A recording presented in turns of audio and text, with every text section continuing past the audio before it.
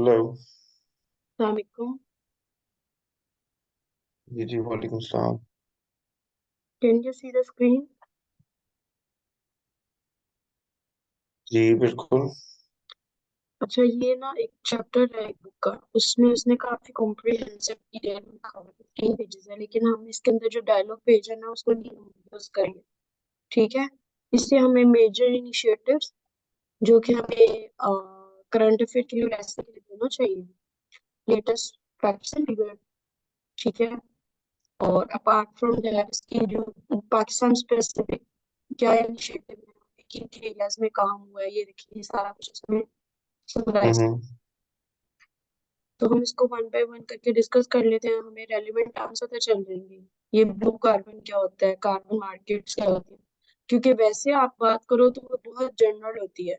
उन्हें जनरल बातों में कोई इंटरेस्ट नहीं है, दे वांट स्पेसिफिक, भले ही सिर्फ आपको नाम पता हो और जस्ट आपको फैक्ट्स एंड फिगर रैंडम पता हो। इसका ये फायदा है कि आपको एक ही जगह पे ये देखिए कि सारा कुछ मिल रहा है, और पर्टिकुलरली पाकिस्तान का सजेशंस भी इसमें से आ जाएंगे, कॉजेस भी आ जाएंगे। ये सारा कुछ इसमें 15 ये कंक्लूजन भी लिखा हुआ है आपके लिए। तो वैसे ही 1000 वर्ड्स में तो it would not be hard for you. तो आपको जस्ट एक बर्ड आई व्यू पता होना चाहिए। इसको मैं वन बाय वन करके लाइक टर्म्स को एक्सप्लेन तो आपने करती मुझे हूँ, इसका फिर पीडीएफ इसका नहीं भेजा? मैं यही पे स्क्रीनशॉट करती हूँ, लेकिन मैंने ईमेल भी कर दी, व्हाट्सएप पे। मैं चलिए, आपको मुझे कर व्हाट्सएप ही दूंगी। कर देगा डॉक्यूमेंट। क्योंकि मैं कर भी दूंगी, लेकिन मैंने अभी इसलिए नहीं किया था क्योंकि मेरी ये अटेंशन इस तरफ होगी थी कि अभी मैंने आपको खुद ही पढ़ाना है। तो भी हम क्यों एनर्जी वेस्ट करें, हम्म। वो हम बाद में कर ही लेंगे। No problem. तो मैं आपको भेज ही दूंगी, वैसे फॉर सेफ साइड मैंने ईमेल कर दिया, बट ये भी कर देती हूँ। इस पे थोड़ा सा थोड़ा आहिस्ता बोलें, थोड़ा आहिस्ता बोलें। एक तो डिस्टॉर्शन आ रही है, ऊपर से क्लियर नहीं आ रही आपकी आवाज। नहीं, वो एक्चुअली मैं माउस लेने गई थी तो अभी ठीक होगा। चलो ठीक है।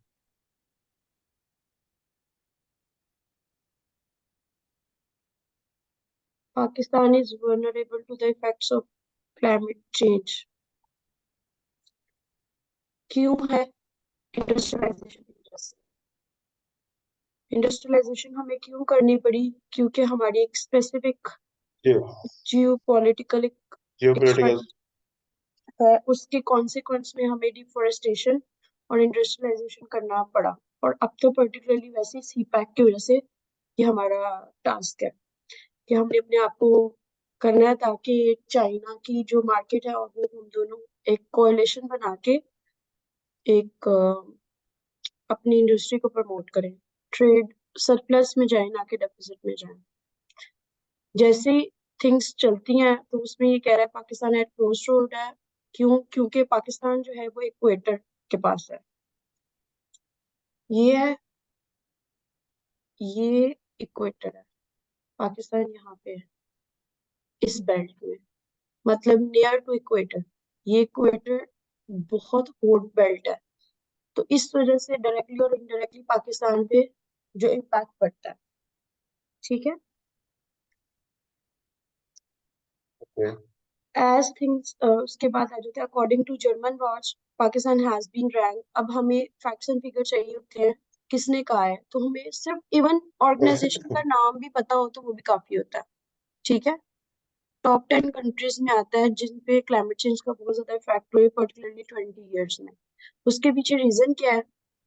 Impact of back to back floods है 2010 से। ठीक है। और एक ड्राउट है, कहत साजी जिसको बोलते हैं, as well as more recent droughts in Thar Parkar और चोलिस्तान, ये सिंध के इलाके हैं उनमें है। वहां पे बहुत ज्यादा हीट वेव्स हैं। ये एक्स्ट्रा बातें हैं, हमें जस्ट इम्पोर्टेंट बात बतानी चाहिए।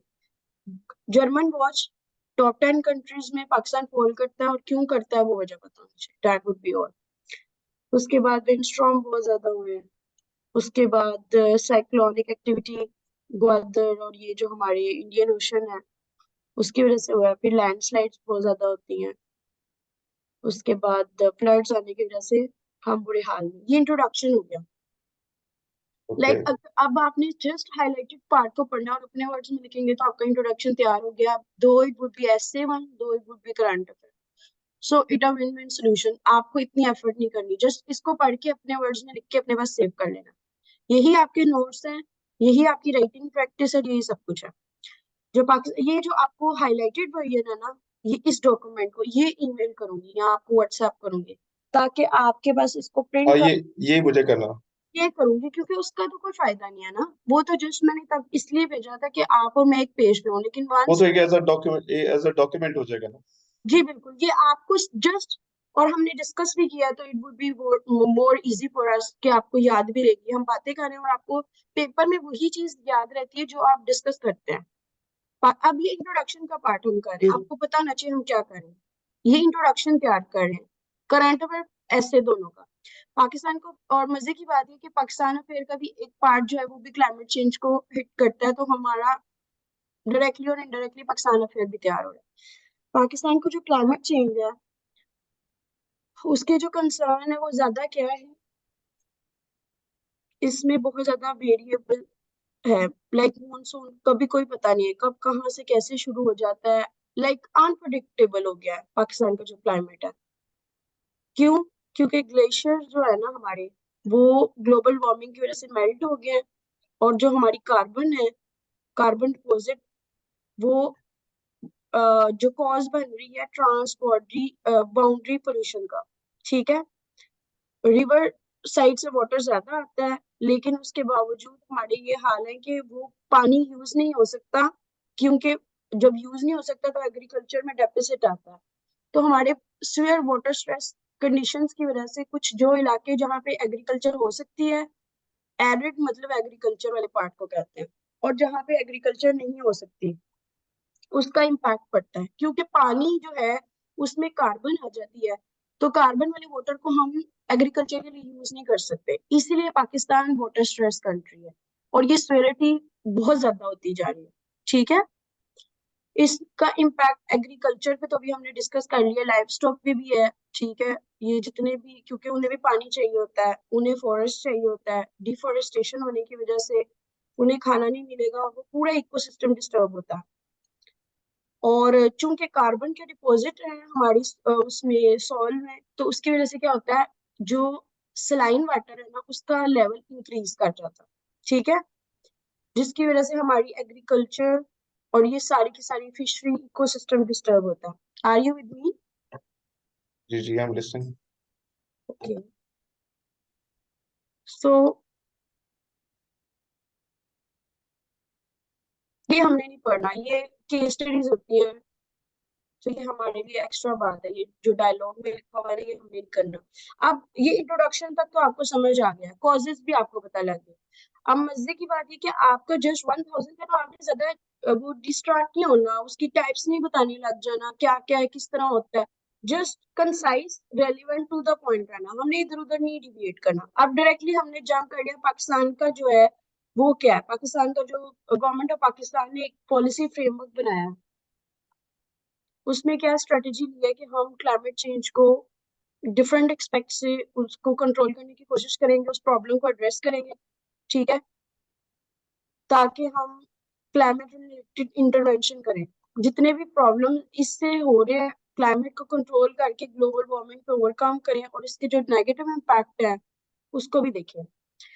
अब उसमें से एक हाल ये है कि अगर हमने क्लाइमेट चेंज को मिटिगेट करना, मतलब इस प्रॉब्लम को रिजॉल्व करना है, मिटिगेशन होता है रेजोल्यूशन ऑफ एनी प्रॉब्लम, उसके नेगेटिव इम्पैक्ट को कम करना है, तो हमने ऑटोमोबाइल जो सेक्टर है उसका इन्वायरमेंट पे देखना इम्पैक्ट, नेगेटिव इम्पैक्ट ना हो, क्योंकि इससे हमारी जो इकोनॉमी है वो फ्लरिश करेगी।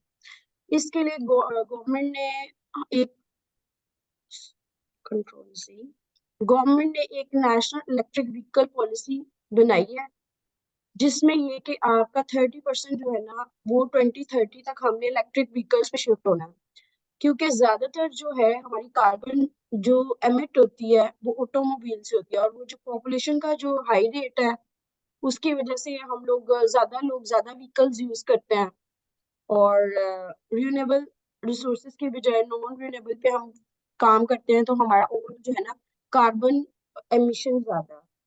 पाकिस्तान ने 2021 में वर्ल्ड इन्वायरमेंट डे को होस्ट किया था। यूएन इन्वायरमेंट हमारे लिए एक्स्ट्रा बात है, ये एमसीक्यूज के लिए ठीक है, लेकिन अब आपका एमसीक्यूज तो है नहीं, तो हम इस पे टाइम वेस्ट नहीं करेंगे। इस दिन हमने ये प्रॉमिस किया खुद से कि हम इकोसिस्टम की रेस्टोरेशन करेंगे, लाइक कम से कम कार्बन एमिशन और ज्यादा से ज्यादा जो है इको फ्रेंडली प्रोडक्ट्स को इंट्रोड्यूस कराएंगे, और उसमें इलेक्ट्रिक व्हीकल्स का भी एक इनिशिएटिव है। और फोकस क्या होगा? फोकस ये है कि हम लोग अपने relationship like with earth, with nature अच्छा करेंगे, और इसका जो लॉन्च एक्स्ट्रा आते हैं हमारे लिए। बस हमें इतना पता होना चाहिए पाकिस्तान ने होस्ट किया था कब, और पाकिस्तान की पॉलिसी होमवर्क क्या है, बस दैट वुड बी ऑल। अच्छा, इसका एम क्या है? इसका एम क्या है? To prevent, to halt, halt होता है किसी चीज को रोकना, टू रोक रिवर्स, देना। Reverse the degradation of ecosystem. जो भी इसमें प्रॉब्लम्स आई हैं उसको देखना, और इस पे हमारी गवर्नमेंट का क्या रिस्पॉन्स है। डिफरेंट इनिशिएटिव्स लिए गए हैं to mitigate the effects of environment and climate. पहले वाली बात है, यहाँ तक आप मेरे साथ हैं? थोड़ा फास्ट तो नहीं जा रही? स्लो डाउन हो जाओ। नहीं ठीक है। ठीक है, अंडरस्टूड। मेरी पेस के साथ है। अब ये जो जितना भी आपने किया है, ये फर्स्ट 2-3 पैराग्राफ, ये आपकी समरी है ओवरऑल, कि पाकिस्तान अभी कहाँ स्टैंड कर रहा है, क्या इनिशिएटिव ले लिया, इशू कहाँ पे। आपको ये तो समझ आ गया ना? इंट्रोडक्शन, सेंट्रल इशू, कौन कॉज कर रहा है पाकिस्तान को, उसका अभी करंटली पाकिस्तान कहाँ पे कर रहा है। अब इसमें डिफरेंट सेक्टर्स की वो बात करेगा, कहाँ कहाँ मेजर इनिशिएटिव्स लिए गए हैं।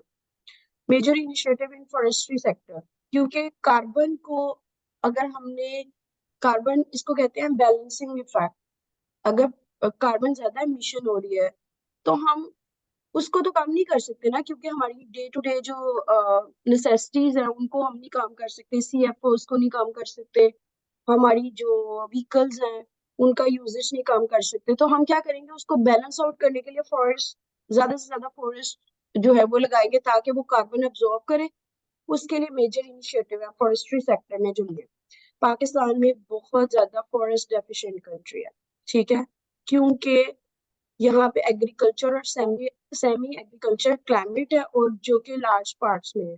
लेकिन फिर भी जाहिर सी बात है, जब हमने एग्रीकल्चर करनी है तो अगर वहाँ पे ट्रीज और प्लांट्स होंगे तो हम एग्रीकल्चर तो नहीं ना कर सकते। पाकिस्तान एक एग्रीकल्चर बेस्ड इकोनॉमी, लेकिन हम उसका सही से फायदा नहीं उठाते, क्योंकि ना तो हम प्रॉपरली इंडस्ट्रियलाइज है, ना हम प्रॉपरली एग्रीकल्चरिस्ट है, हम दोनों के बीच में है। और हमें जैसे फायदा मिलता है हम उसकी तरफ थोड़ा सा इंक्लाइनेशन हमारी ज्यादा हो जाती है।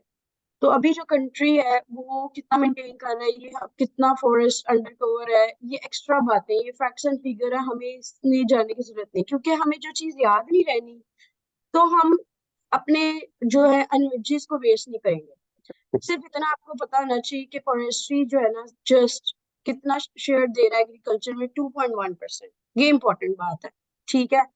बाकी ये इसका एक रोल है इकोलॉजिकल फंक्शन में, मतलब इकोसिस्टम को मेंटेन करने में, क्लाइमेट को रेगुलेट करने में, वाटर रिसोर्सेज को, ठीक है, और ये प्लांट्स और एनिमल्स सबके लिए जरूरी है। ये जैसे मैंने भी आपको पहले बता रही थी कि जितनी ज्यादा पॉपुलेशन बढ़ रही है उसके साथ पॉवर्टी अवेयरनेस नहीं है, जिसकी वजह से हम लोग ऐसी चीजों पे इन्वेस्ट करते हैं जो कि हमारे लिए सही नहीं है, और जो कि इलीगल है और अनसस्टेनेबल है। जैसे कि हम फ्यूल, चारकोल वगैरह को यूज करते हैं, जिससे कि हमें डिफोरेस्टेशन की तरफ हम जाते हैं, वो हम काटते हैं। अब जाहिर है, जो विलेज वगैरह में लोगों के पास और कोई मीन नहीं है, तो वो क्या करते हैं? एग्रीकल्चर पे बेस करते हैं, उन्हें उसको जला के और अपनी जो है नीड्स को पूरा करना पड़ता है, तो इसलिए डिफोरेस्टेशन होती है। जब डिफोरेस्टेशन होती है तो फिर अल्टीमेटली कार्बन एमिशन ज्यादा होती है, और पाकिस्तान में गर्मी ज्यादा होने की वजह से फॉरेस्ट फायर्स ये बहुत ज्यादा होने लग गई हैं। और वैसे तो ये नेचुरल हैजर्ड है, लेकिन इसका हमारे हाथ में कंट्रोल इसलिए नहीं क्योंकि अगर फॉरेस्ट हो तो कार्बन बैलेंसिंग इफेक्ट हो, लेकिन ऐसा कुछ भी नहीं है। इसकी वजह से बहुत ज्यादा डिजीजेज हैं, और वक्त के साथ साथ जो है इसका फॉरेस्ट की डिक्लाइनिंग रेट बहुत ज्यादा होता जा रहा है।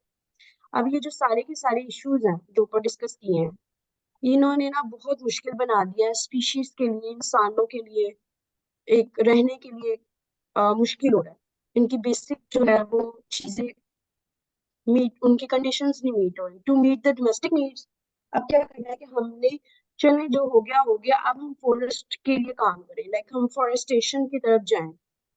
हमने, हमारा ये कोशिश होनी चाहिए कि हम उस रेट को इम्प्रूव करें जिससे फॉरेस्ट कवर ज्यादा हो। और गवर्नमेंट ने इसके लिए बहुत ज्यादा इनिशिएटिव लिए हैं। अब ये डिफरेंट 1 2 3 4 है। अब इसके ना जस्ट आपको नाम बताना चाहिए। हम लोग ने यहाँ पे एमफिल पीएचडी नहीं कर रहे कि हमने हर चीज पे अपनी ग्रिप रखनी है। हमें ये जो पेपर कर रहे हैं, डिस्क्रिप्टिव है या सीएसएस है, पीएमएस है, हमने नॉलेज उतना ही लेना है जितना हमें चाहिए। Excessive knowledge is fatal in your case. अगर आप ज्यादा पढ़ लोगे तो आपको पेपर में पता नहीं लगेगा मैंने सही वाली चीज क्या लिखनी है। Obviously that would be at the cost of important thing. तो आपको प्रायोरिटाइज करना, लाइक आपके पास है 30 मिनट्स फॉर 20 मार्क्स क्वेश्चन, तो how you are suppose to write. अगर आप इन डिटेल, इन डेप्थ हर टॉपिक पे जाओगे तो वो फिर आप अननेसेसरी चीजों को छोड़ के अननेसेसरी पे फोकस करोगे, और वो फिर एग्जामिनर को इस चीज से गर्ज नहीं कि आपने कितना लिखा है। जो उसने पूछा है आपने वो लिखा है या नहीं लिखा, दैट्स इंपॉर्टेंट। तो बस आपको इनके नाम पता होना चाहिए। एक हमने प्रोग्राम शुरू किया है 10 बिलियन ट्री, ठीक है। दूसरा हमने किया है, बस नाम पता होना चाहिए, हमने इसके अंदर नहीं जाना, इसकी डिटेल में नहीं जाना, ठीक है। ओके, बस कोई ये, सॉरी, आई कह एम, रहा हूँ ओके ओके ओके। ओके। अच्छा, और एक और कीवर्ड ये भी होता है, जब मैं फैक्ट्स एंड फिगर को याद रखती थी, मतलब हम टॉप 3 को देख लेते हैं। लाइक अगर हम पाकिस्तान की प्रोग्रेस देखें तो केपी टॉप पे है। केपी में सबसे ज्यादा ट्रीज हैं, ठीक है। अब इतनी सी बात तो याद रह सकती है, लेकिन अगर मैं आपसे कहूँ कि आप ये सारा कुछ याद रखें तो इट्स नॉट ह्यूमनली पॉसिबल। तो अक्ल ये कहती है कि हम शॉर्टकट लें, जितनी उतनी चीज, सिलेक्टिव लर्नर बने, जितनी चीज हमें चाहिए। हमें इतना फैक्ट एंड फिगर याद रहेगा ना कि पाकिस्तान में 304 मिलियन है, वो आपको फिगर एक याद रहेगा। लेकिन अगर आप कोशिश करोगे ना, मैं सब कुछ करने की कोशिश करूंगी, you will and up in nowhere, तो वो हमारे एनर्जीज और टाइम दोनों का वेस्ट है। दूसरा इनिशिएटिव क्या हमने लिया, कि हमने प्रोटेक्टेड एरियाज का इनिशिएटिव लिया। ये जो ऊपर ऑब्जेक्टिव था 10 बिलियन ट्रीज का, इसका पर्पस ये था कि हम फॉरेस्ट को और वाइल्ड लाइफ रिसोर्सेज को रिवाइव करें, ताकि हम ओवरऑल जो है जितने भी अब एरियाज जहाँ पे ऑलरेडी फॉरेस्ट है, हम उन एरियाज को प्रोटेक्ट तो कर सकते, चले नहीं नहीं लगा सकते, उसके लिए तो you need years to grow trees, तो जो है हम उसको प्रिजर्व कर लें, ठीक है। उसके लिए हमने क्या किया, हमने इको टूरिज्म को इनकरेज किया, हमने कम्युनिटी को एंगेज किया है, वहां पे ही लोगों को जॉब क्रिएशन दिया है, ताकि वन अनदर वे जितने हैं एसेट अभी फॉरेस्टेशन में, हम उन एरियाज को प्रोटेक्ट कर सके। इस चैलेंज को मीट करने के लिए, जो भी हम चैलेंज फेस कर रहे हैं उसको मेयर्स लेने के लिए, हमने क्या किया है कि हमने to protect and preserve wildlife, ठीक है। और दूसरा, कितने प्रोटेक्टेड एरियाज जो हमने लिस्ट डाउन किए हैं वो 23 हैं। हमने उनका सोचा है कि हम उन 23 एरियाज पे तो काम करेंगे, नए बन जाए तो well and good, but at least वो 23 एरियाज पे हमारा वैसे ही रहना चाहिए, ठीक है। ये बाकी उनका क्या है, कितना इनिशिएटिव, कितनी कॉस्ट है, ये हमारे लिए अननेसेसरी हो जाएगा। मैं भी आपको इसी पे ना क्वेश्चन पहले बनाऊंगी, आपके सामने आउटलाइन लिखूंगी, आपके सामने सॉल्व करूंगी, लाइक आप इसी नॉलेज को यूटिलाइज कैसे करेंगे, दैट्स अ बिग क्वेश्चन। क्योंकि हमें हमें लगता है कि हम सारा कुछ इकट्ठा करेंगे, हमने सब कुछ नहीं करना। मैं आपको स्टार्ट से लेके एंड तक कराऊंगी, लाइक मटेरियल, क्वेश्चन, क्वेश्चन की आउटलाइन बनाना, डाइसेक्ट करना, उसको अटेम्प्ट करना, वही सेशन में पूरा हो जाएगा आपका। ये एक्स्ट्रा चीज है हमारी। अगेन, ये भी मैंने आपको बताया ना 23 एरियाज हैं, तो आपको टॉप 1 बताना चाहिए, टॉप 3। सबसे पहले तो जो है इस्लामाबाद में मारगला हिल्स है नेशनल पार्क, उसका सोचा हुआ है, ठीक है। 1 2 3, कोई 3 नाम याद होने चाहिए आपको। जीबी में हमने देवसाई है, ठीक है। अच्छा जी, सिंध में हमारे पास ये पार्क आ गया, बस इतना 3, ज्यादा नहीं, दैट वुड बी ना। तीसरा जो मेजर इनिशिएटिव प्रोविंसेस का, हर प्रोविंस का एक एक जो है एरिया। पकड़, टू कीप इट सिंपल। अच्छा, जो हमने थर्ड इनिशिएटिव लेना है या लिया गवर्नमेंट ने, वो है वाइल्ड लाइफ मैनेजमेंट। अब देखिए हम डिस्कस कर रहे हैं ना, तो हमें इट्स पहला क्या इजी। था, पहला क्या था, 10 पहला, बिलियन सुनामी, 10 बिलियन ट्री दूसरा सुनामी। एरियाज, ठीक है। दूसरा क्या था? ये नंबर जी जी इस पहले तो था ना कि ये तो दूसरा प्रोटेक्टेड एरियाज इनिशिएटिव है जो 23 जी है। जी, दूसरा प्रोटेक्टेड एरियाज है, तीसरा जो है वो ये wild life wild life management. है, अभी हम तीसरा कर रहे हैं। ठीक ठीक है, है ठीक है ठीक है। मतलब it's easy for you to remember rather than क्या आप उसको उसमें रखो, क्या उसके एम्स थे, क्या ऑब्जेक्टिव थे, ये हमारे लिए एक्स्ट्रा हो जाता है। क्योंकि हम फॉरेस्ट्री का पेपर तो दे नहीं रहे, हमारे लिए जितनी चीजें हमें चाहिए, और ये भी याद रखिए ये कहाँ से आपको मिल रहे हैं। इतनी सी बात आप माइंड में रखें, आप जो भी facts and figure climate change वाले में जो आपको याद रहेंगे, जैसे मुझे याद भी रह गया 304 मिलियन है, ठीक है, ट्रीज, और वो सबसे ज्यादा कहाँ है, केपी में। मतलब इस तरीके से डिस्कशन से ही आपका हो जाएगा। और कहाँ सोर्स क्या है इसका, कि मिनिस्ट्री ऑफ क्लाइमेट चेंज। जो तीसरा इनिशिएटिव है, if we get back to the point जहां पे हम कर रहे थे ताकि चेन ब्रेक ना हो, वो है वाइल्ड लाइफ मैनेजमेंट।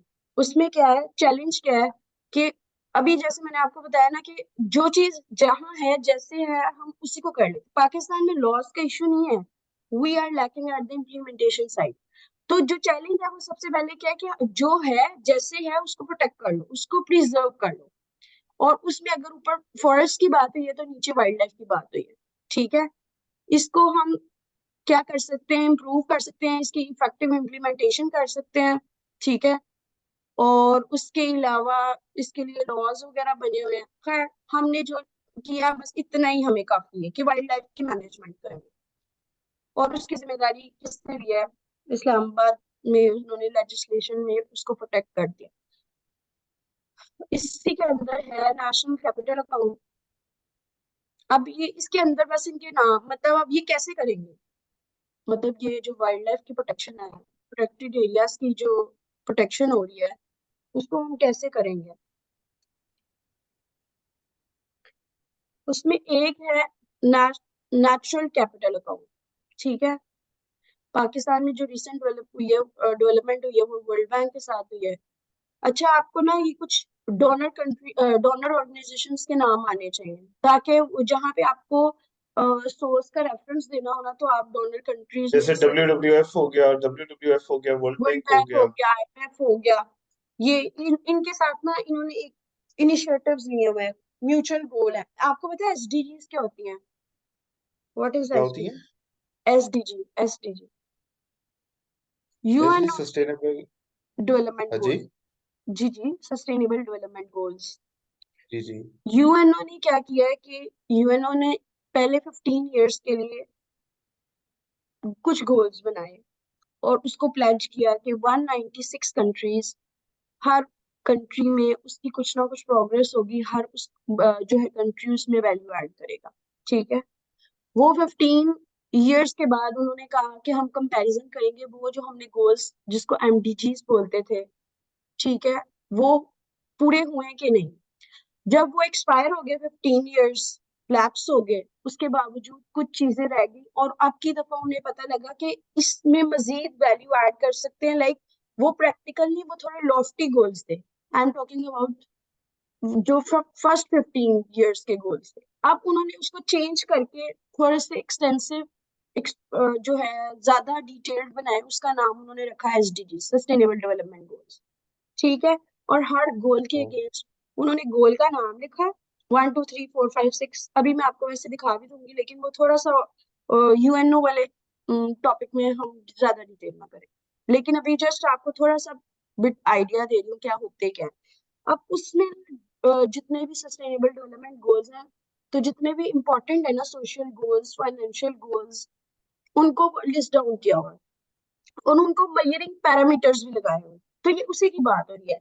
तो इन्होंने वर्ल्ड बैंक के साथ एक नेचुरल कैपिटल अकाउंट खोला, क्योंकि पाकिस्तान डेवलपमेंट में आगे है, पार्टनरशिप भी है उसकी वर्ल्ड बैंक के साथ। तो उन्होंने एक अकाउंट ओपन किया कि हम इन एरियाज को प्रोटेक्ट करेंगे और हम इनकी अच्छी मैनेजमेंट करेंगे।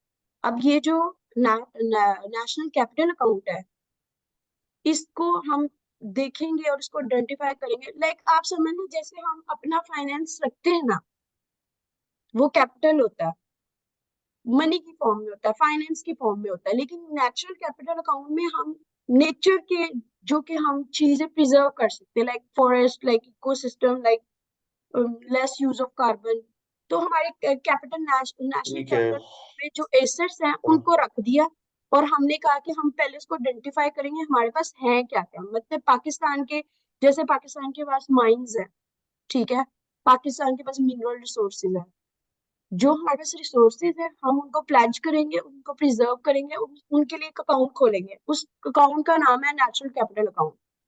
ये एक उसी का ही पार्ट है क्लाइमेट चेंज को कंट्रोल करने के लिए या रेगुलाइज करने के लिए। तो जो नेशनल कैपिटल अकाउंट है उसकी मदद से हम आइडेंटिफाई करेंगे कि हमारे कॉन्सिक्वेंसेस क्या होंगे अगर हम इन जो रिसोर्सेज को सही नहीं रखते। लाइक हम लैंड को कैसे यूज करेंगे, फॉरेस्ट कवर हमारा कितना है करंट, हम इसमें ऐड करेंगे क्या करेंगे। लाइक हमें पहले पता तो हो ना हमारे पास रिसोर्सेज कितने हैं, फिर हम उसमें ऐड लेस कम हो रहे हैं ज्यादा हो रहे हैं वो हम बाद में देखेंगे। वैसे ये चीजें फाइनेंस वालों को ज्यादा समझ आती हैं, लेकिन आपको भी थोड़ी बहुत तो समझ आ जाएंगी कि बेसिकली नेट जो है वो क्या है। ठीक है, अच्छा जी। ओके। नेक्स्ट आ गया, गवर्नमेंट ने इसके लिए क्या किया कि हमने प्लान्ड इकोनॉमिक ग्रोथ को देखा और ये कहा कि इंक्लूसिव। अच्छा, दो तरह की होती है ग्रोथ की, टू टाइप्स है, एक होती है ग्रोथ इंक्लूसिव, एक होती है ग्रोथ एक्सक्लूसिव। इंक्लूसिव में क्या होता है, इंक्लूसिव में ये तो आपको जैसे टैक्सेशन का इंक्लूसिव एक्सक्लूसिव का कॉन्सेप्ट तो पता होगा। जो जी आपने जी। इकोनॉमिक ग्रोथ की जो प्लानिंग की है, जो भी हम डिटर्मिनेंट को देखें उसकी इकोनॉमिक वैल्यू होनी चाहिए। अब हम ये कहेंगे हमारे पास ये वाले स्टोन्स हैं but it has no economic value. हाँ, अगर आप ये कि मेरे पास ये वाले मिनरल है, I am talking about at the national level, Pakistan level पे, तो फिर हम कहेंगे भाई उसकी इकोनॉमिक वैल्यू भी तो है ना। तो हमने इस चीज का ख्याल रखना है, नेचुरल कैपिटल अकाउंट में वो चीजें ऐड करनी है। गवर्नमेंट की ये कोशिश है उस चीज को मैयर करें, गौज का मतलब होता है मैयर करना, उस चीज को मैयर करें जो कि इकोनॉमिकली भी हमारी ग्रोथ के लिए इंक्लूसिव हो। ये नहीं कि हम वो चीजें कि हम अपनी तरफ से जैसे एक स्टेटमेंट बार बार सीएसएस के एग्जाम में, Pakistan is rich in natural resources but poor in its management. क्यों? क्योंकि हमें लगता है कि हम बहुत अच्छी वो कर सकते हैं but we do lack in it, बस हम हमें लगता है, ठीक है, लेकिन हम उसके लिए कोई काम नहीं कर सकते क्योंकि वो उसके साथ कोई इकोनॉमिक वैल्यू अटैच नहीं है। तो आउटकम क्या होगा, हमने ऐसे मतलब नेचुरल जो कैपिटल अकाउंट बना रहे हैं उस एविडेंस की बेस पे होगा कि इसका वाकई कोई एंड रिजल्ट भी है, कोई आउटकम भी हो, कोई रिजल्ट भी है, सिर्फ हवा में ना हो। इसके लिए हमने नेशनल फॉरेस्ट पॉलिसी बनाई और उसकी प्लान्स बनाए, और हमने उसके लिए फ्रेमवर्क स्ट्रेटजी सब कुछ डिजाइन किया। ये एसडीजीज का तो आपको पता चल गया ना। अब एसडीजी जो कोड है वो 15 है जो कि फॉरेस्ट को डील करता है। ठीक है, are you with me? Hello? जी आवाज आ रही है, सुन रहा हूँ। अच्छा, तो अब अगर नहीं डिफरेंट, आ रही होगी मैं खुद बता दूंगा। अच्छा ठीक है, मुझे लगता है कभी कभी सम टाइम डिस्कनेक्ट भी हो जाता है, सो इसलिए मुझे पूछना पड़ता है। सो जो एसडीजी का गोल जो है ना, sustainable goal number 15, that is about the sustainable forest management. उसमें नंबर 7 भी है, that is about the energy. तो आपको जिस दो तीन पता होना चाहिए, वैसे तो अब आपको कॉन्सेप्ट पता चल गया तो कोड ना भी पता हो तो डजेंट मैटर, ठीक है, लेकिन आपको एटलीस्ट पता चल गया कि यूएनओ ने जो गोल्स बनाए हैं हमने उन्हीं गोल्स को अपने कैपिटल अकाउंट में रखा है, और हम उसको मैयर कर रहे हैं। मैयर करके फिर हम डिफरेंट ईयर से कंपेयर करेंगे, either we are going on the positive side और we are going on the negative side. Plus हमने वो देखना जिसमें फाइनेंशियल टर्म्स भी हो, like economic growth at the at the economic, जिसको हम मैयर भी करें उसका कोई फायदा भी हो। इसके लिए हमें चाहिए, सिर्फ जुबानी कलामी बात नहीं चलेगी, गवर्नमेंट कहती है कि हमें कुछ सॉलिड फ्रेमवर्क हो इंडिकेटर्स का जिससे वो मॉनिटर करें कि अभी हम कहाँ पे, हमारी क्या प्रोग्रेस है, हम प्रोग्रेस को मॉनिटर कर सकें, उसकी कौन किसके लिए अकाउंटेबल है, क्या वो हो रहा है या नहीं। आहिस्ता आहिस्ता हम इसका जो स्कोप है वो एक्सटेंड कर देंगे, बट अभी तक यही है जो आपके सामने है। ठीक है, आगे अगेन एक और इनिशिएटिव है, participation in reducing emission from deforestation and forest regulation. अब बस हम इनके नाम रखेंगे क्योंकि अब हमारे पास एक्स्ट्रा एक आध का आपको डिटेल पता होना चाहिए, मुझे पता चल गया, आपको एसडीजीज का भी पता लग गया, यूएनओ भी पता लग गया।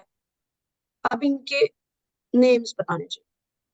एक है नेशनली डिटरमाइंड कंट्रीब्यूशन बिलियन, मतलब पेरिस एग्रीमेंट को मैं आपको वो भी कराऊंगी एक दिन, अपने पास लिख ले पेरिस एग्रीमेंट क्या है। National green house gas inventory, जिस नाम पता होना चाहिए। डिफरेंट इनिशिएटिव है जो कि गवर्नमेंट ने शुरू किए हैं और उन पे काम कर रहे हैं। जो इम्पोर्टेंट मुझे लगेंगे वो मैं आपको खुद करा दूंगी, ये इम्पोर्टेंट है। कार्बन मार्केट्स और ब्लू कार्बन, ये दोनों बहुत इंपॉर्टेंट। अच्छा, पेरिस एग्रीमेंट एक एग्रीमेंट हुआ था, एक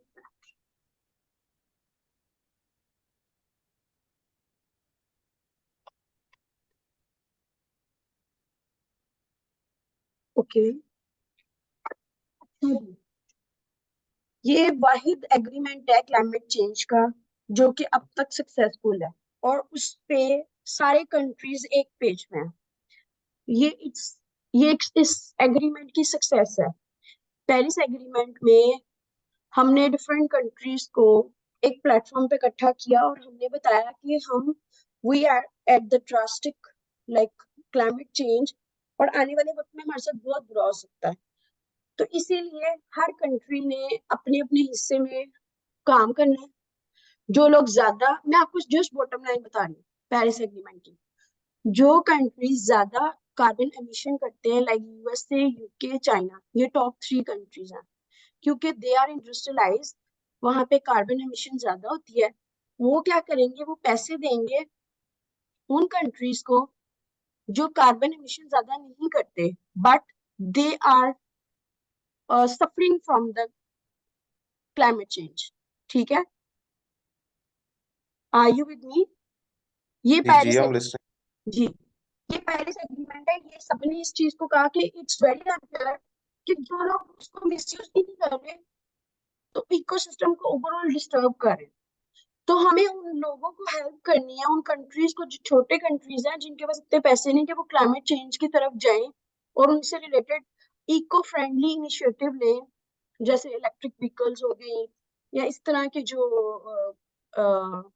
सोलर पैनल्स लगाना, विंड एनर्जी। तो हमें उसके लिए पैसे चाहिए, बगैर पैसों के तो कुछ भी नहीं होगा। तो पेरिस एग्रीमेंट में ये कहा कि जो डेवलप कंट्रीज हैं वो कुछ अपना 1% एक स्पोर्ट इनिशिएटिव फंड में डालेंगे और उन कंट्रीज को देंगे जो कि कार्बन क्लाइमेट चेंज से सफर करें। ये है पेरिस एग्रीमेंट की बॉटम लाइन, और इस पे सबने एग्री किया। इसकी कमिटमेंट में पाकिस्तान भी उनमें से एक था।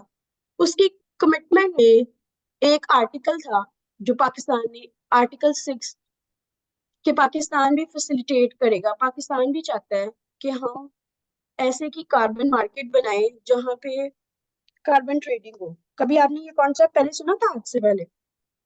नहीं। पैसों की ट्रेडिंग नहीं करनी। पाकिस्तान ज्यादा एमिशन नहीं करता कार्बन की, लेकिन एक कार्बन मार्केट है। चाइना नंबर 1 पे है। चाइना क्या करेगा, चाइना की जितनी ज्यादा, एक हर कंट्री की एक बेंचमार्क है, लाइक उसने 30% रीजनेबल जो होती है, थ्रेशोल्ड है, 30% तक कार्बन एमिशन अलाउड है। उससे ज्यादा अगर हम्म। कोई करेगा तो वो कार्बन मार्केट्स में जाएंगी, जितनी एक्सेसिव करेगा वो दूसरे कंट्री को उतना पे करने का लायबल है। ठीक है, इसकी पूरी एक मार्केट बन गई, कार्बन मार्केट। और जो इसकी वजह से सफर हो रहा है वो उससे ट्रेड करके अपनी पसंद की चीजें, मतलब अपनी पसंद की इनिशिएटिव काम कराएगा। ठीक है, अब ये जो कार्बन मार्केट है इसमें क्या होगा, फिजिकल रिसोर्सेज होंगे। ठीक है, इसमें ग्रीन जॉब्स होंगी, लाइक अब देखें, वही जो पैसे वहां से आएंगे उसे सोलर पैनल्स खरीदे जाएंगे, वो वाली पर्टिकुलर एरियाज जाएंगे, वहां पे टेक्नोलॉजी ट्रांसफर होगी, वहां पे लोगों को जॉब्स मिलेगी उससे रिलेटेड, ताकि ये जो सस्टेनेबल रिकवरी है जिसकी वजह से हम इकोनॉमिक रिसेशन में जा रहे हैं, तो ये हमारे लिए एक किस्म का फायदा हो जाएगा। Like we are facing the brunt of it due to climate change. नुकसान से कुछ, नुकसान की बजाय कुछ फायदा ही हो जाएगा। होगा जो आपका कार्बन। कॉन्सेप्ट निकला टू डेवलप कार्बन ट्रेडिंग।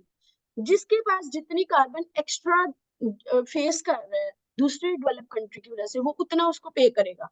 इससे क्या होगा, ये सब कंट्रीज आपस में इंटरनेशनल कार्बन, मैंने आपको बताया ना 30% एक थ्रेशोल्ड है। अब चाइना करता है 80-85%, तो उसका जो 30 से 85 का जो डिफरेंस है वो उसको पे करना पड़ेगा। ठीक है। तो डिफरेंट ऑर्गेनाइजेशन ने इससे रिलेटेड स्टडी की और इंटरनेशनल जो है कार्बन प्राइसिंग लगाई, ताकि देखें तो सही इसका क्या फायदा क्या नुकसान होता है। फिर उससे रिलेटेड उन्होंने स्टैब्लिश किया एक मार्केट की, ताकि उससे देखें कहाँ पे किन एरियाज में ज्यादा सफर कर रहे हैं और उनको दे। जैसे फिशरीज, जो जैसे अगर फार्मर्स हैं तो उनकी एग्रीकल्चर में उनको फर्टिलाइजर फ्री दिए जाए, उनको सब्सिडीज दी जाए। अगर कोई फिशिंग करता है तो फिशिंग जो पानी में जो कार्बन की जो एमिशन होती है, जितनी भी ये फैक्ट्री वगैरह से जो उसका वेस्ट है वो सी वगैरह में, रिवर्स में जाता है, तो उसकी वजह से फिशिंग पे इम्पैक्ट पड़ता है। ये पूरी ट्रेल है। तो हमने पहले मेजर करना है कौन कौन सी इंडस्ट्री इम्पैक्ट हो रही है और हमने उसके लिए कैसे काम करना है। तो इसके रिलेटेड हम एक पूरा मैकेनिज्म बनाएंगे, फ्रेमवर्क बनेगा। ठीक है। NENCEC को ये टास्क मिला, मतलब एक ऐसी मार्केट है जो उसका मॉनिटरिंग बॉडी है। वो मॉनिटर करेगी, रिपोर्ट करेगी, वेरीफाई करेगी क्या ये बात सच है, कहाँ पे इम्पैक्ट ज्यादा हो रहा है। फिर आपस में कैपेसिटी बिल्डिंग देखी जाएगी, उनको ट्रेन करेंगे। लाइक स्टेक होल्डर कौन कौन से हो सकते हैं, पॉलिसी मेकर हो सकते हैं, फिशर हो सकते हैं, फार्मर्स हो सकते हैं। ठीक है। ये जितने भी ये ऑटोमोबाइल्स से रिलेटेड जो कनेक्टेड लोग हैं वो हो सकते हैं। तो ये आपस में एक मैकेनिज्म निकाल के उसको पहले प्राइस सेट करेंगे और फिर एक दूसरे से लेंगे और देंगे। That's how the carbon markets work. Then comes the blue carbon. Ministry of climate change Pakistan ने स्पोर्ट के लिए वर्ल्ड बैंक के साथ एक असेसमेंट की, conducted blue carbon rapid assessment, कि देखा तो जाए पाकिस्तान में है कितनी carbon, to figure out how and where to act to protect, ताकि हम अच्छी वाली बुरे वाली कार्बन की देखें इसका क्या फायदा क्या नुकसान हो रहे हैं। ठीक है। इसके अकॉर्डिंग हम्म। पाकिस्तान ने एक वैल्यू असाइन की ब्लू कार्बन को, जिससे डिफरेंट वेज से हम उससे फायदा ले सकते हैं और उस फायदे को हम क्लाइमेट में और ओशंस में कैसे यूज कर सकते हैं। ठीक है। इसका रिजल्ट ये था, इस असेसमेंट से ये निकला कि हम जो फॉरेस्ट हैं और जो हमारे ओशंस में टाइडल्स हैं, उसकी वजह से ऑर्गेनिक कार्बन की क्या रेशो है, हमें उसकी मेजरमेंट नहीं जाना, बस हमें पता होना चाहिए ब्लू कार्बन क्या है और ओवरऑल लाइक इसको कैसे मेजर करना है। इस प्रोजेक्ट में पाकिस्तान की कितनी टोटल एमिशन हो रही है, असल चीज तो हमने ये मेजर करनी थी। 0.25-0.5%, which is very nominal, nominal to even non existent. मतलब पाकिस्तान इतना कम क्लाइमेट डिग्रेडेशन में ऐड कर रहा है और उसके बदले में उसको नुकसान ज्यादा हो रहा है। ठीक है। हम्म। तो हमने उससे रिलेटेड काम करना। एक और प्रोग्राम है water sanitation and hygiene program, बस नाम पता होना चाहिए, दैट्स ऑल। फिर आ जाएगा sector financing for water sanitation and hygiene, नाम पता होना चाहिए, दैट्स ऑल। ठीक है। काफी हद तक आपको उसके कॉन्सेप्ट इंपॉर्टेंट बातें पता लग गई। ठीक है। ये बजटरी एलोकेशन है, जो मोस्ट प्रोग्राम हमारे लिए इम्पोर्टेंट नहीं, क्योंकि हमने तो जब प्रोग्राम के अंदर नहीं पढ़ा क्या है तो हमें उसके फैक्ट्स भी याद रखने की जरूरत नहीं, ये यूजलेस है। फिर पाकिस्तान ने क्लाइमेट की रिजिलेंट अर्बन पॉलिसी फ्रेमवर्क बनाया। हम सिर्फ गांव में नहीं, शहरों में भी उतना ही क्लाइमेट को फॉलो करना जितना को रूरल एरियाज में। क्या अपॉर्चुनिटीज हैं, क्या चैलेंजेस हैं, ताकि हम अर्बन डेवलपमेंट करें। ठीक है। ज्यादा वैसे सोर्स जो हम इशू क्रिएट होता है ना, अर्बन साइड पे होता है, और उसको जो फेस करते हैं वो रूरल वाले करते हैं। ऑटोमोबाइल्स हम चलाते हैं, रेफ्रिजरेटर्स हम यूज करते हैं। CFCs आ गई। जी, और वो लोग हमारी वजह से सफर करते हैं, ये स्मोक एंड ऑल स्टफ। उसके बाद आ जाता है जेंडर डिमेंशन इन क्लाइमेट एक्शन। अब ये एक न्यू कॉन्सेप्ट है क्लाइमेट चेंज।